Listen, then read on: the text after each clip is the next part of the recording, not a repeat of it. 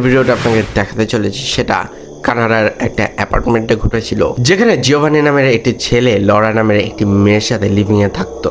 সেই অ্যাপার্টমেন্টে শিফট করার পর কিছু মাস পর্যন্ত তো ভালোই ছিল, বাট টাইমের সাথে সাথে তারা সেখানে নানা রকম অদ্ভুত ঘটনা ফিল করে।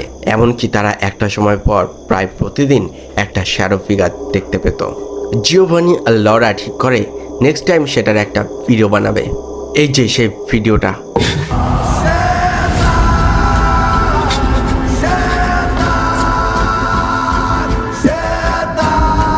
পরের দিন তারা অনেক রিসার্চ করে একজন চার্চের প্রিস্টকে ডেকে আনে।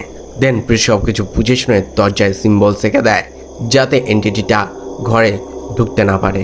বাট ছেলেটি এখন মাঝরাতে ঘরের মধ্যে শুয়েছিল। ঘরের বাইরে থেকে এন্টিটিটা তার জিএফের গলার আওয়াজে ডাকে আর ঘরের দরজায় জোরে জোরে নক করতে থাকে। ভিডিও ক্লিপটা ভালো করে দেখে জানাবেন এটা কি সত্যি কোনো real incidence. Agora da minha casa agora!